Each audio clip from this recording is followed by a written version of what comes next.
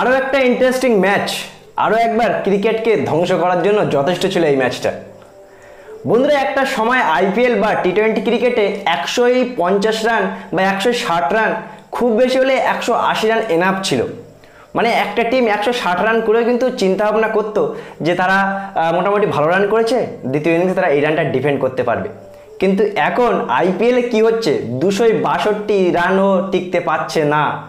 261 run করেও কলকাতা কালকে হেরে গেল। আজকে দিল্লি প্রথমে ব্যাটিং করে 257 রান করে অলমোস্ট মুম্বাই ইন্ডিয়ান এই ম্যাচটা জিতে গিয়েছিল। মুম্বাই ইন্ডিয়ান্সও 247 পর্যন্ত গিয়েছিল, আর মাত্র 10 রানে তারা ম্যাচটা হেরে গেল। একটু অর্ধেক পার্টনারশিপ, মানে টিম ডেভিড আর তিলক বর্মার মধ্যে যদি পার্টনারশিপটা আর একটু বেটার হতে পারতো, তাহলে হয়তো এই 10 রানে মুম্বাই ইন্ডিয়ান্স ম্যাচটা হারতো না। বন্ধুরা, একটা সময় ক্রিকেট কত ভালো ছিল, বোলারদের জন্য ব্যাটসম্যানদের জন্য কতই না ভালো ছিল, কিন্তু এখন বোলারদের কিন্তু একেবারেই মেরে ফেলে দিচ্ছে এই উইকেটে। একটা সময় বন্ধুরা আমরা পাকিস্তানের পিচ নিয়ে খুবই কন্ট্রোভার্সি, খুবই সমালোচনা আমরা আমাদের দেশে বসে করতাম যে পাকিস্তান এগুলো কি উইকেট দেয়, ফ্ল্যাট উইকেট। কিন্তু ভাই আমাদের আইপিএলে এটা কি হচ্ছে, বোলারদের একেবারে যাতাই অবস্থা।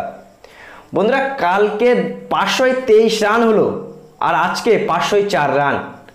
257 রান করে কোনো টিম মানে নিশ্চিন্তে নেই। মানে ভাবতে পারছো, একটা সময় 160 রান করে নিশ্চিন্তে থাকতো, সেখানে আজকে 250 রান করে কোনো টিম নিশ্চিন্তে নেই যে আমরা জিতবো। নো ডাউট যে দিল্লি লাস্টের দিকে এসে রসিকদার আর মুকেশ কুমার ভালো বোলিং করেছে, সেই জন্যই তারা 10 রানে ম্যাচটা জিতেছে। কিন্তু এটা কি উইকেটে খেলা হচ্ছে, এই উইকেটের সম্পর্কে কিন্তু ভারতে কেউ তেমন আলোচনা করছে না। রবিচন্দ্রন অশ্বিন কালকে একটা টুইট করেছিল যে বলারদের বাঁচাও ভাই, বলাররা তো শেষ হয়ে যাচ্ছে এই টুর্নামেন্টে। এটা কি উইকেট দিচ্ছে বন্ধুরা, 257 রানও অলমোস্ট মুম্বাই চেস করে দিয়েছিল। যাই হোক, দিল্লি ক্যাপিটাল বেশ ভালোই শুরু করেছে। চেন্নাইকে টপকে তারা 5 নম্বরে চলে গেছে। 10 ম্যাচ খেলে অলরেডি 5টা ম্যাচ তারা জিতে গিয়েছে। যে হিসেবে তারা শেষের দিকে এসে একটা রাইট কম্বিনেশন নিয়ে এগিয়ে যাচ্ছে, সেমিফাইনাল কিন্তু দিল্লি কনফার্ম খেলতে পারে।